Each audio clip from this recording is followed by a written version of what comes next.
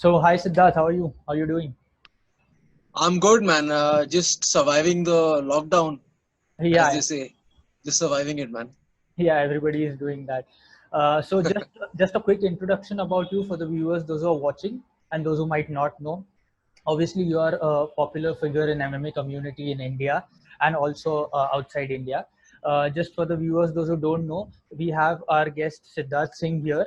He is one of the best grapplers in India, and he runs a gym, Cross Train Fight Club, and he's also a co-founder of ADCC India. That's right, Siddharth. That's good.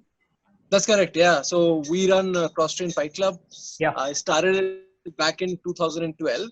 yeah, And we are lucky, like some people call us like one of the top in India, one of the top academies. So yeah. always makes me very happy.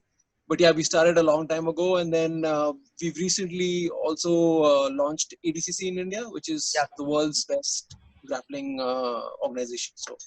yeah, So yeah, cross train and ADCC is what I do. yeah. It's, I mean, popularly known as the most prestigious grappling tournament in the world, right? Yes, ADCC. correct, Yeah. correct, yeah. So I just want to ask first thing in the start. We just want to know how was your grappling journey? How did your grappling journey started? As we all know, you're predominantly a grappler. You have done boxing, Muay Thai in the past, but we all want to know how your grappling journey started. Yeah, I mean, my striking started a lot before my grappling did. Yeah. My striking, I started off with boxing in 1997. Mhm. So boxing was a sport in my school. Oh. So so in class six, I started boxing, and then I boxed at the amateur level till 2003, where I became the best boxer in my school. And then I went on and I did it, boxing for Uttarakhand State. And then when I went to the UK to do my master's degree in economics, that's when I started doing Muay Thai as well. Oh. So been doing Muay Thai now for about 15 years. Been doing boxing for about 23 years, and grappling I've been doing for about 10 years now. So yeah, how it started is my Muay Thai gym had. So I used to go for Muay Thai 5 days a week, Yeah. and they once had a black belt who had come over for a seminar. Yeah. So my Muay Thai coach was like, "Sid, why don't you just try this grappling thing?" And I was like, "Man, looks really weird. I'm a striker. Like I like to punch and kick. I don't want to be on the ground with other men." So then he was like, "Oh no, don't worry. We won't put you with a man. We'll put you with a girl." And it was a tiny girl. She was like 45 kilos, very small.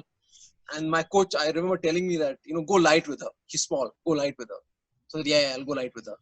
And we started rolling, and within 15 seconds, I woke up unconscious. She had got me in the guillotine and choked me out. I was Oh. unconscious. So I woke up, and she said, "Oh, are you okay?" I said, "Yeah, I'm fine." So then she was like, "You want to go again?" I said, "Yeah, let's go again." And this time I went 110%. I went really hard. Woke up 10 seconds later, unconscious again. She choked me out again. So that's when I realized, like, listen, she's 40 kilos, I'm 70 kilos. If she can do this to me when I'm 30 kilos heavier, then I need to learn this, because then I can do it to someone who's 100 kilos. That's sort of how my grappling journey started. Oh, that's a very good story. I mean, to start your grappling journey, that's the best motivation you can have. Just put me to, yeah, and a small girl and 40 kilos light, I mean 30 kilos lighter, and she puts you to sleep. You realize, man, this thing really works. Yeah, that is amazing, right? So also for the viewers, those who don't know, Siddharth has done his honors in economics and also his masters in economics and strategy, if I'm not wrong, right? Yeah, so I did my undergraduation economics honors from DU, from Delhi University, Okay. and then I went abroad to do my master's degree. So I have a master's degree in international strategy and economics. Oh, that's fantastic. We'll talk about your gym, Cross Train Fight Club. When did your gym start, and how was the journey, and how is the journey up till now?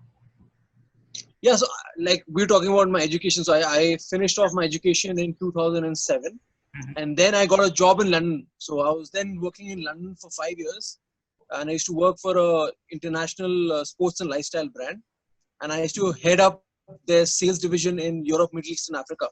So Okay. that's where, because I was traveling a lot in Europe and in Africa, I got to see a lot of MMA gyms, a lot of good training in those places. Yeah. And every time I would come home for holiday in Delhi, I could never find a good place. Right. So that's when I thought, why don't I start it? Because I'm very passionate. All I could think about was work ending and me going in training. Yeah. So I thought, imagine if I can train every day, and imagine if we do it in Delhi, like where there's Right. nowhere to train. So Right. that's sort of how it started. So 2012, I came back from London, and that's where I set up Cross Train. And yeah, it's 8 years now, man. Believe it or not. Oh, yeah. And I mean, you are one of those who has left a good, high-paying job for your passion, and you came to India and started a gym, right? Yeah, Was that decision hard? yeah. It was a very difficult decision to make at the time Mhm. because a lot of people, especially in India, they don't consider, like, when I came back home and I started telling people that, listen, I'm starting Cross Train Fight Club, I'm doing this. They're always like, why are you leaving such a good job? You're heading up sales for an international brand and you're going to be a gym trainer? Like, you're going to be a trainer? Like, this is how they would say it. Because somehow they expect that people in the fitness industry are not educated, or they don't know what they're doing, or they're not skilled, which is totally, so far from the truth. You Yeah. know, I, I had an option of doing a PhD in economics at the time, Yeah. but I really thought, the brains and the technique that's needed in martial arts, mixed martial arts, is tremendous. So I much rather want to use my brain in something I really, really love, which is martial arts, as compared to something else. So yeah, a lot of people said, "Why are you leaving this job?" But I was really passionate about training, about martial arts, so it was a pretty easy decision for me. Yeah, right. And people even think that this is only a physical thing to do, but it's also mental. I mean, a lot of work has to be put in, even from mental point of view, and the learning of it is also a big part. So I want to ask you that: have you ever competed in the mixed martial arts, pro or amateur? So I Proper. had a couple of amateur fights in the UK. So, and again, I went in purely as a striker. Yeah. But when I came back to Delhi, one of my goals was to compete in mixed martial arts. Right. But as things panned out, I became so engrossed in running the business side of things Right. that, and then also I started getting my students in my weight class. So Right. I would have competed in 70 kilos or 65 kilos, but that's where most of our fighters were. So then it became a case of, either I can teach them or Yeah. I can compete with them. Yeah. So then I chose my battles. So Gaurav was one of our first fighters, Gaurav Gulia, and Okay. he was in the same weight class as I would have been. So I Okay. decided to take a back seat, help my team out, and instead now I do jiu-jitsu tournaments and grappling tournaments, and Right. not so much MMA. Right. And so there are a lot many people who might be coming to your gym, not only fighters, but also ordinary people who just want to learn the art. So tell us Sure. that experience, like how people react to this art. Are they loving it? Are they not? Yeah. So with cross train, and this is a common question I get. Yeah. Most people who come in for to train at cross train, they don't come in for to become a fighter. Right. Most people come in for getting fit Yeah. or learning self-defense. These are two things they come in for. Correct. They stay and become fighters because they love the process of training. Right. Once they fall in love with the training, the technique, the strategy, that's when they stay on and they start training for years and years, and all of a sudden they're national champions. Right. So we don't go in a route of, oh, I want to be a fighter. It's okay, fall in love with the process of training. Right.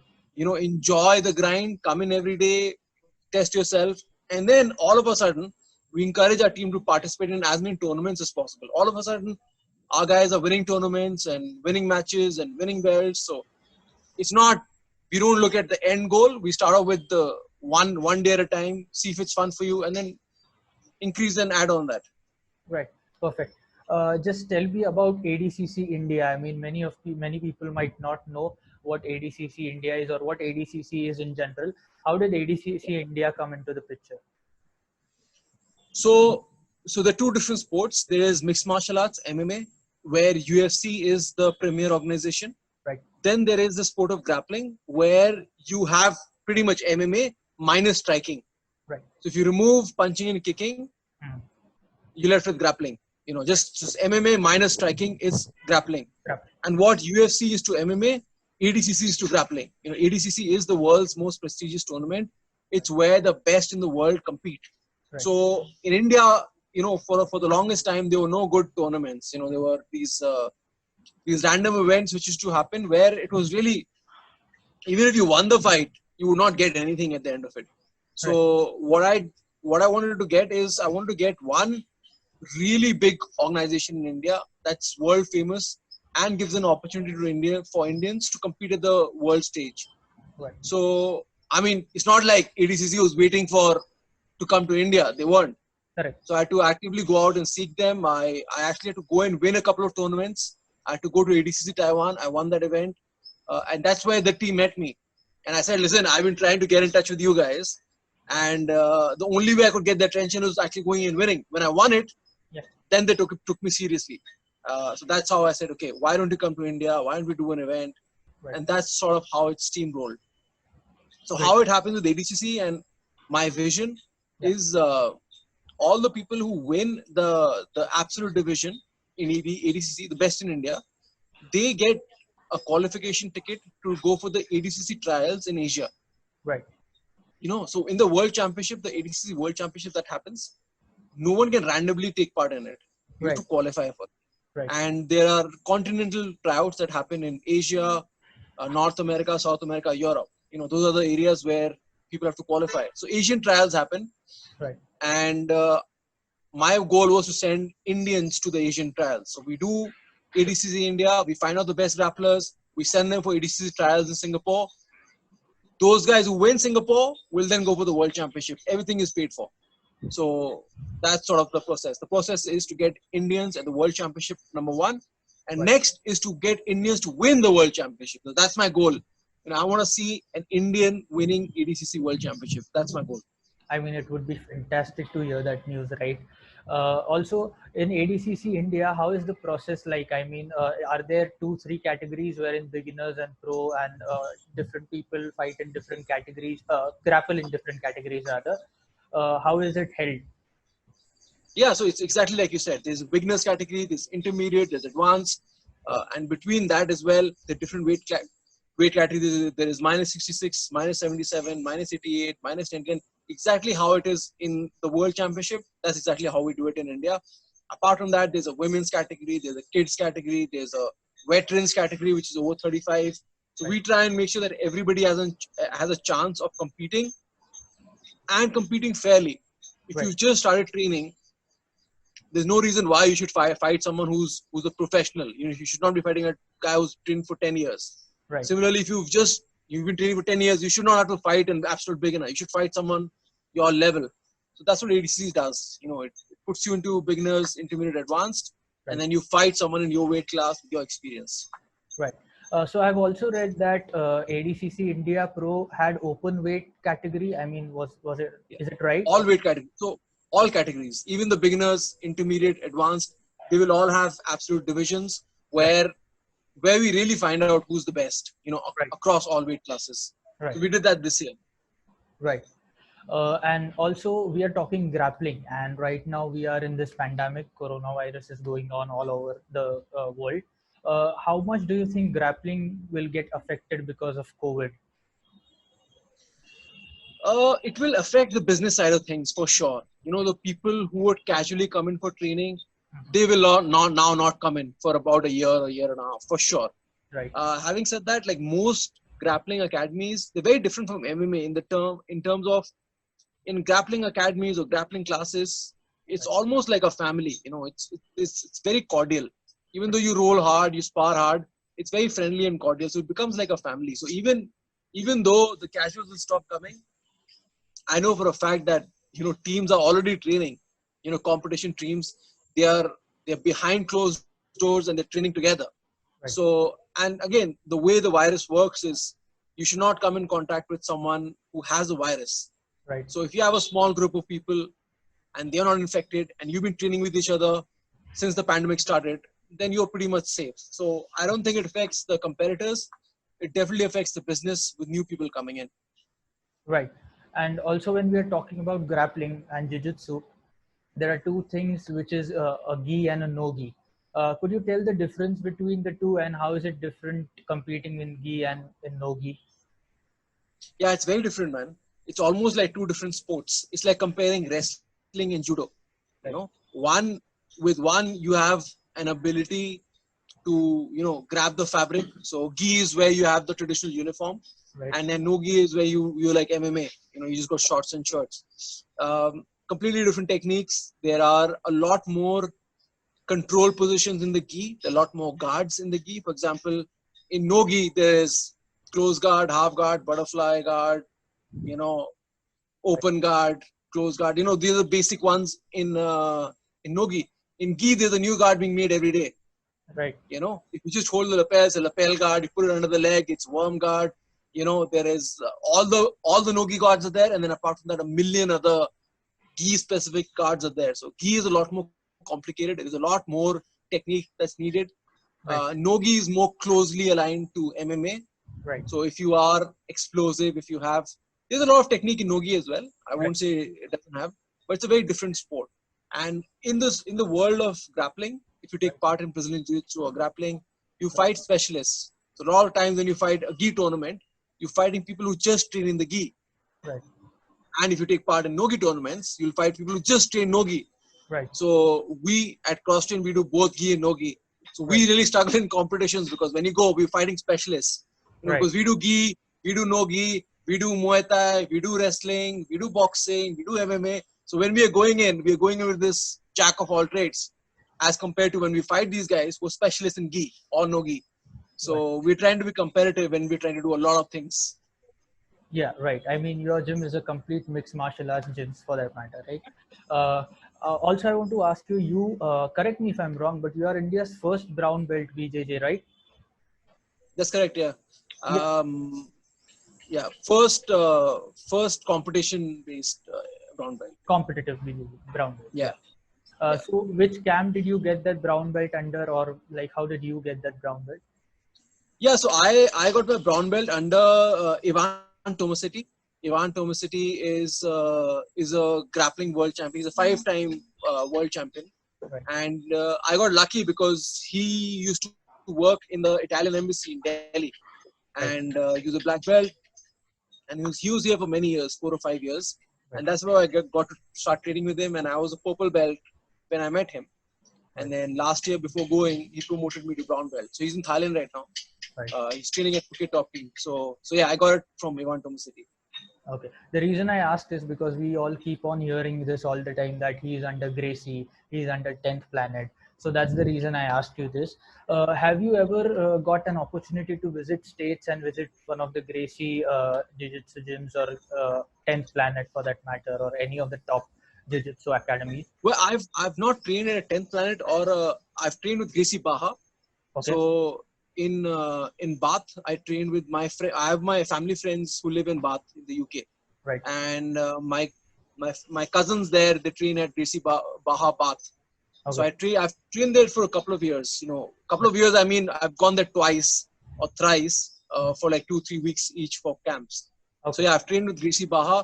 I have a lot of friends who train, with the Gracies. I have a good friend called Professor George Mathai. He's a black belt under Helson Gracie. So he's come to CrossTrain a few times for camps. So I've got to train with him. And again, 10th Planet, I have a lot of my students who used to be at CrossTrain, but now they've gone to 10th Planet. So again, a lot of friends. I have a lot of friends in 10th Planet, a lot of friends in Gracie Baha. Right. But yeah, I mean, most lineages. So there are 2 lineages in Brazilian Jiu-Jitsu. There's one, the Gracie lineage, and then there's a non-Gracie lineage. So I wanted to ask you that grappling as a sport in India. I mean, we all know mixed martial arts is evolving, and also with mixed martial arts, all the aspects of it would be evolving. But do you think that grappling could be one of the sports wherein people would get paid good as well? I mean, people could possibly consider grappling as their full-time thing, wherein they are professional grapplers and they get paid well. Do you think this could be the scenario in India? That's the hope. Yeah, the hope is because anywhere in the world, mixed martial arts at the highest level pays the most. You know, you have fighters fighting in the UFC. They will probably get paid the most. Right. But then again, it's not. You know, you'll have Conor McGregor's and you'll have those big guys making the maximum amount of money. But if you move down the chain, it becomes a lot lesser. If you look at the UFC fighters who are fighting on prelims, there's not much money there. Right. Grappling again is just, even in the US or Brazil, it's just picking up in terms of money now. Right. So my goal is to make grappling a lucrative career. Also because, you see a lot of MMA fighters, they are fighters till maybe they're in their mid 30s or maybe mid 30s, late 30s. But after that, they can't do it because, mixed martial arts is a sport which requires youth and all those things. Right. Grappling is a sport which you can do at even a much later age. I've grappled with people who are 60, 70. Right. Or very good at that age. So grappling is something that can be done for the whole family. So I'm really optimistic, and that's one of my goals, is to make grappling a lucrative sport. So I'm pretty sure it will get the money it needs for competitors. But right now, there's not much in it. But give it 5 years, 10 years, there will be a lot of money in grappling as well in India. Right. And as you said, anybody can do grappling. I mean, that's the most, my favorite part of grappling is, firstly, people don't have to think whether they're going to get punched in the face 1,000 times or not. And also grappling teaches you self-defense, which is the most important thing right now everywhere, all around the world, I would say. Yeah. And I mean, that's the reason people could, without a doubt, go into a grappling session and just learn what the thing is. I mean, they'll just eventually fall in love with the art because of its defense that is related to grappling, right? Exactly. Yeah. Exactly. If I have a kid tomorrow, a child tomorrow, if I have a wife tomorrow, I would not want them to do mixed martial arts. Right. I would want them to do grappling. If I want to get my dad into training, I'll tell him, why don't you try Brazilian Jiu-Jitsu? I will not tell him that, let's go do MMA sparring. So that's the difference. Grappling is more of a family sport. More people can do it. It is. And I mean, all the sports will have injuries in them, but grappling is the most best part in mixed martial arts because you always have the option to tap out.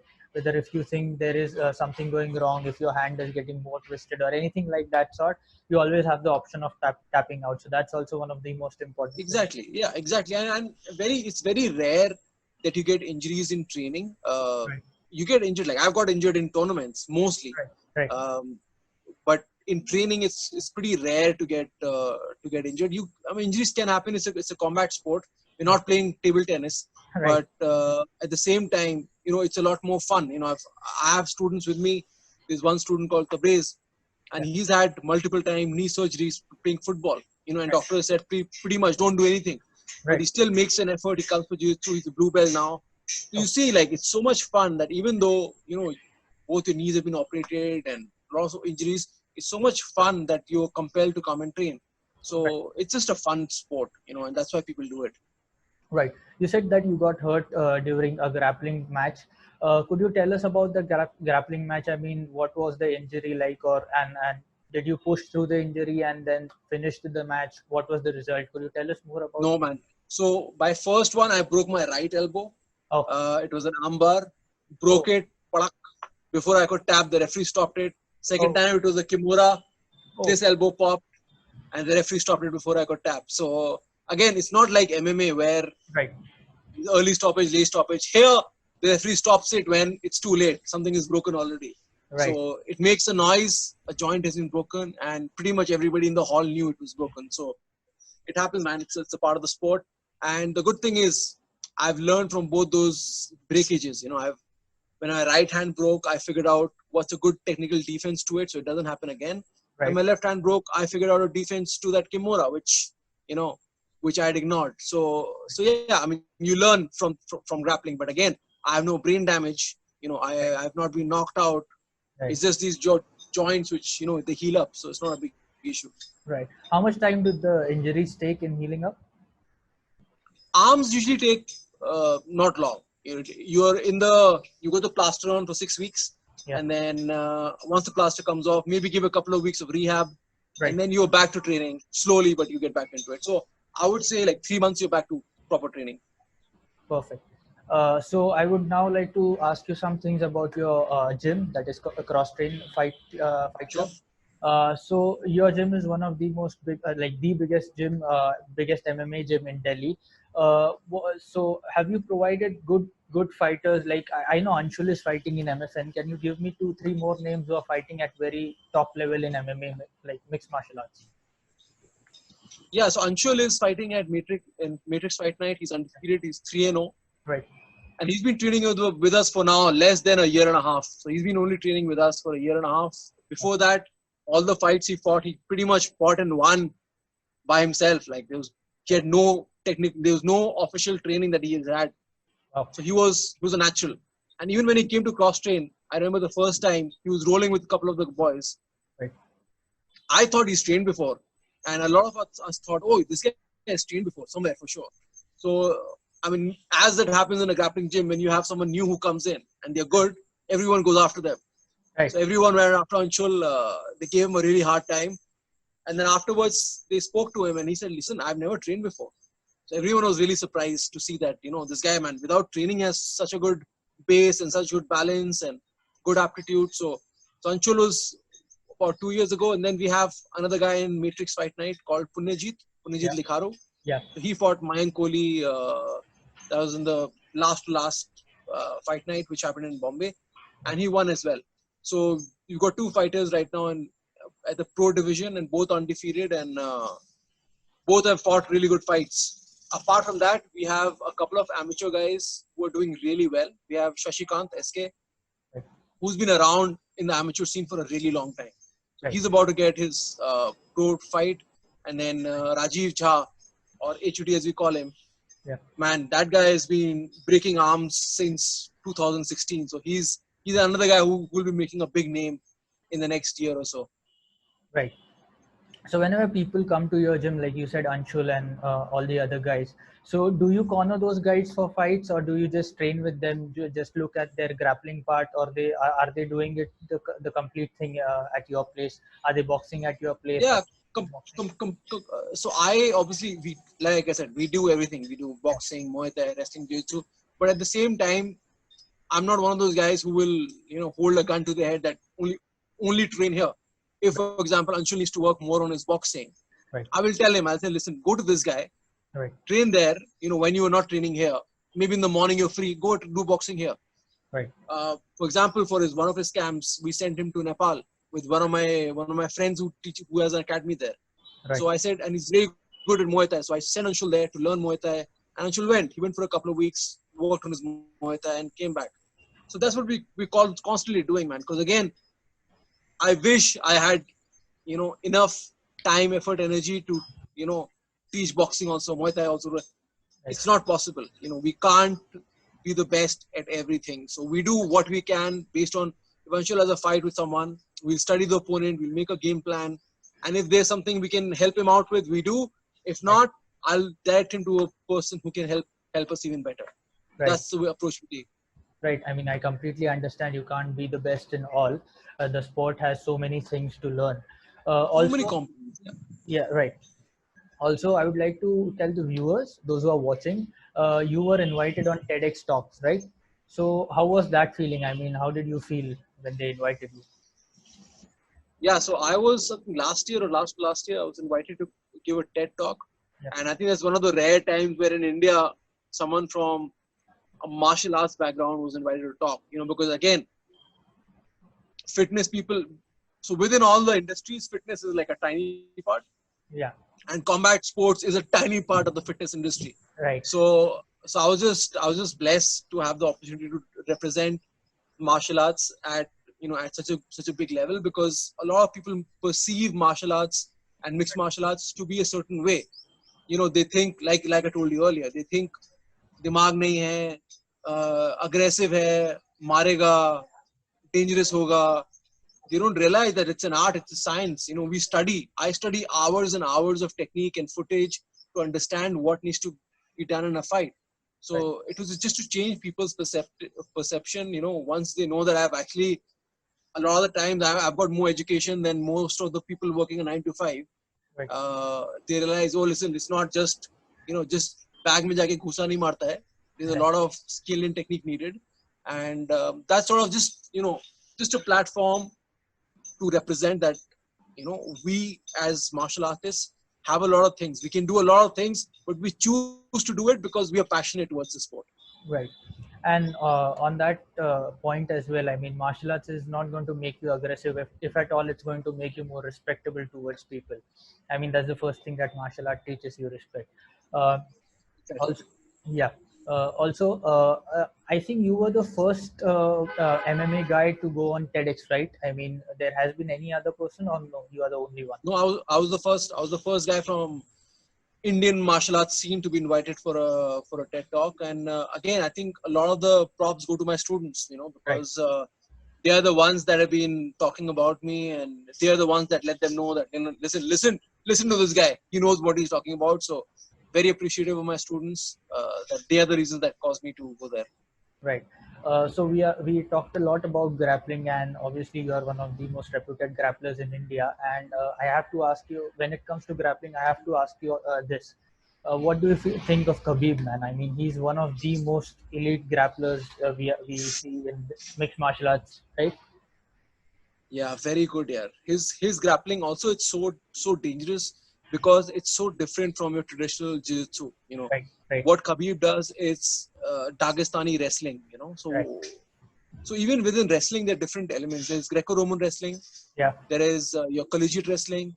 There is level wrestling, and then there's like Russian wrestling. So even if you look at American wrestlers and Russian wrestlers, the way they approach wrestling is very different. Right. A lot of the UFC fighters, you hear they have a American collegiate wrestling background. They're very good at the college level and wrestling. Right. But if you look at the world stage and look at the Olympics, it's the Russians that win all the Olympic golds in wrestling. Right. Why do you think that is the reason? I mean, it's a different approach to training altogether. Totally different approach. The way they engage in the hand fight, the way they approach the legs, a lot of those things are very different to the way that Americans approach it.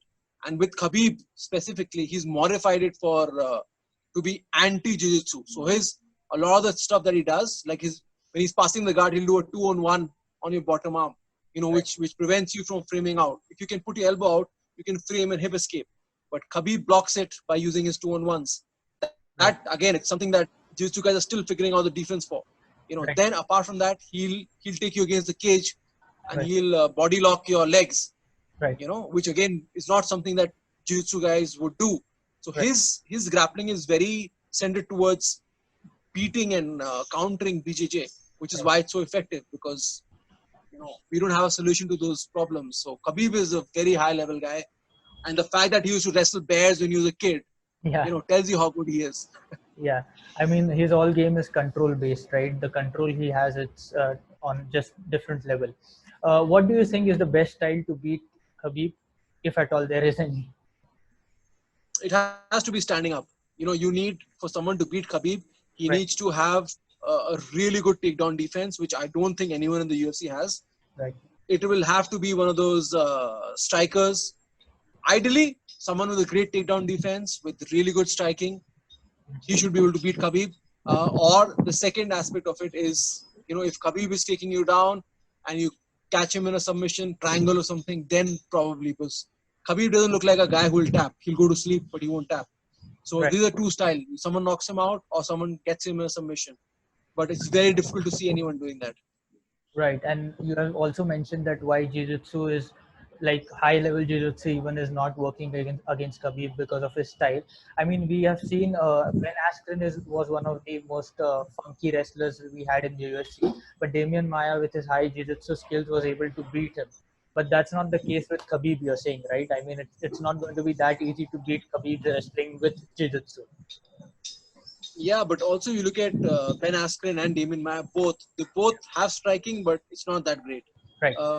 Khabib actually has pretty decent striking. Maybe it's not as high level as other UFC fighters, but he's not a striker.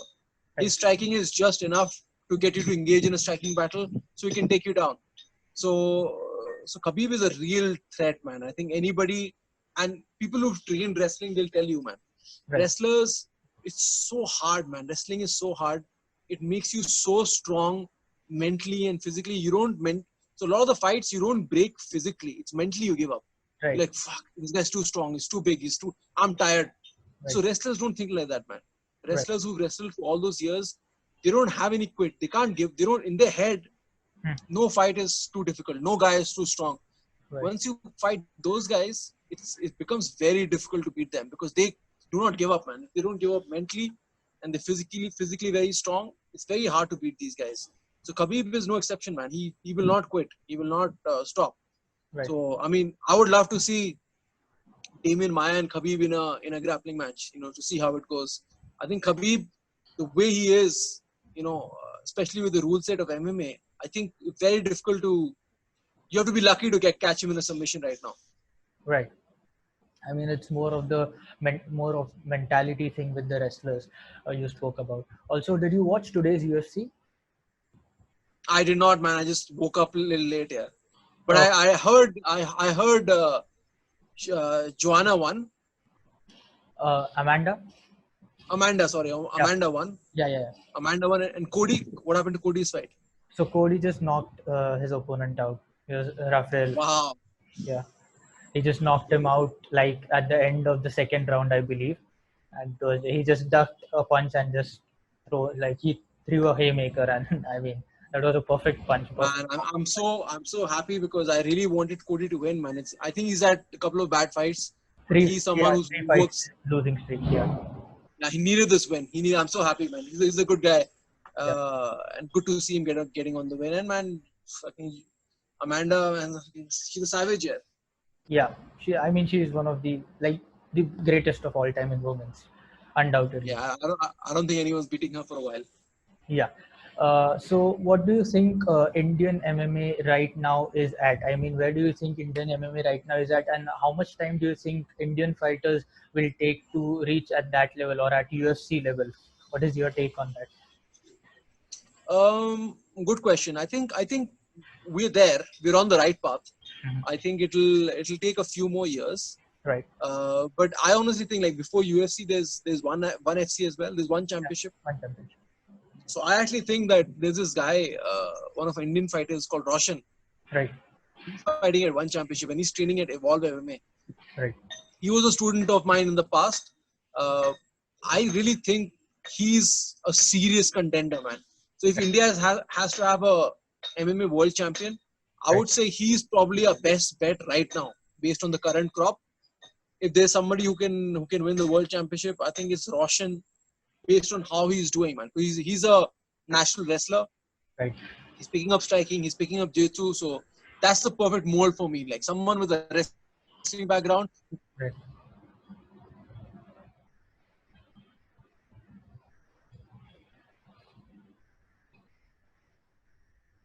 Picks up striking, picks up jiu-jitsu. That's the perfect fit. So I think Roshan.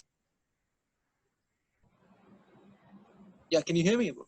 Yeah, I mean the net connection was like a bit unstable. Okay. Yeah. Now you can hear me, right? Yeah, I can hear you. Yeah. Okay, fine. We'll continue ahead of that. So you said Roshan is one of the up and coming prospects, and he's currently in one championship, and we could probably see him in the UFC, and he's of that level, is what you believe, right? I think he's for sure going to be the guy. He's going to be the guy to watch out for. He just won his first fight pretty easily. And I think going forward, if an Indian has to win it, I think he's the man to win a world championship title at one FC. Right. Also, one thing I've noticed, and I've observed that thing. I mean, I would like to ask you that currently UFC is putting up events with no crowds, right? And you might have seen some events like in the recent past wherein there were no crowds, and we could see fighters, we could hear the punches of the fighters landing, because obviously one reason is there's no crowd. And do you believe that if there is no crowd, the focus is like more on point for fighters rather than when the crowd is there? Yeah, but I think the whole experience, I think, is better. I mean, I love hearing those punches. Right. And it just tells you how wrong the sound and the audio in movies are. When you see, right. when you see in movies the audio when they punch you, how different it is to an actual fight. Right. Because in UFC now you can hear the actual sound of punches. Right. So I really hope they use that in movies now. But having said that, I think the whole experience, though, it's a spectacle. It's a spectacle. The sport is for the public. So I think crowd needs to be there, man. It just adds so much, in the front row you've got like celebrities sitting, and I think it adds a lot more to it, because right now it feels like watching the Ultimate Fighter, in a house when there's no one else there. So I would definitely prefer crowd, man. It's just adds so much more to the spectacle of the sport. Right. I mean, the crowd brings in the energy that nobody like will. So much. Yeah. And which UFC event was it when Varun Dhawan was sitting there in the crowd as well? Oh, Which one was it? that was Khabib versus Poirier. UFC 242, Yeah, if I'm not wrong. So it yeah, was in UAE, so I guess he got a chance to go there. got it. Yeah, but it's nice to see Indian celebrities in the audience as well. Absolutely, absolutely. Also, you say Indian celebrities, Tiger Shroff and Krishna Shroff, obviously Aisha Shroff are doing great job with MFN, so that the sport is going to next level. It's taking its steps to evolve, and I feel that it probably one day would be a crowd puller. Uh, so just before we wrap up, you have anything to add about your gym, about ADCC India, about you in general? Anything? Well, I think I would just like urge the Indian MMA community to maybe learn from like some of the best fighters in the world, like George St. Pierre, or all the best fighters in the world. Focus on your technique, be disciplined, be regular. Do not fall into the trap of just talking trash. I'm not a big fan of talking trash, because what happens then is, these guys who are pro fighters, a lot of young guys are looking up to these guys, man. Right. A lot of young fighters are looking up, and if all they see is their idols talking shit, abusing and doing all of that, then it does a few things. The young fighters get spoiled in terms of they think that that's how you should speak. And secondly, when we show it to outsiders, and I can say it from a person who's trying to grow the sport. I go to sponsors and I go to try and pitch this idea of growing MMA. It becomes very difficult to sell it to them, because everybody wants a sport which is full of positivity. Martial arts is something about respect and love and all that. But if we have to show abusing fighters and all of that, talking trash, then that's not a good representation of what a sport is, and then people get turned off by it. So while you might want to fight someone, the MMA community is pretty small. Talk to the promoter, talk to the fighter, make the fight happen. Finished. You don't have to go on social media and talk crap, because it makes you look bad, it makes your opponent look bad, it makes the sport look bad. We're not there yet. Let's be respectful. Let's love each other. Let's spread the happiness. Let's grow the sport. When Conor McGregor, Khabib happens, then you can talk shit all you want. But you're not there yet. We're in India. We're just trying to grow the sport. Right now, let's just love each other, support each other, and let's grow the sport together. Right. I mean, if the sport is evolving, this is not the stage to represent all that, right? Once the sport is evolved and it's a crowd puller and many people are fans of it, then at that time it's still understandable. But right now, Yeah, and also a lot of the fighters, when they say all this stuff on social media, it's not true. obviously, They are really good and they're friends behind the stage. They talk trash on social media or in front of the cameras just to sell the tickets, to sell the fights. Yeah. They don't mean harm. But people watching at home, they don't realize that. They think there's actual animosity. You should hate your opponent, but that's not true. Your opponent has done nothing to you. Right. They're trying to make a name in the sport just like you are. So there should be love and respect there, because you are someone similar to you. Right. And we have seen it many times. I mean, so when some opponent is hating his opponent, some fighter is hating his opponent, I mean, he's the one at the loss, right? Loss. So because he's not in the perfect mindset, and you cannot have hatred in your mind and fight, because there are too many things that go into fight, and there's a lot of strategy that has been applied. I mean, we have seen it many times. People getting into someone's head and they come out with like a lot of hate in their mind, and they lose. I mean, that's not the correct way to approach. Yeah. So I mean, I think we'll wrap this up on this one. It was a good time talking to you. Thanks for taking out the time. For the viewers, please go and watch Siddharth's TED Talks. I mean, it is one of the most inspirational talks I have heard. So thank you for that as well. And for all the viewers, stay safe, stay healthy, and always keep up the good fight. Thank you. Thanks a lot, guys. Cheers. Take care.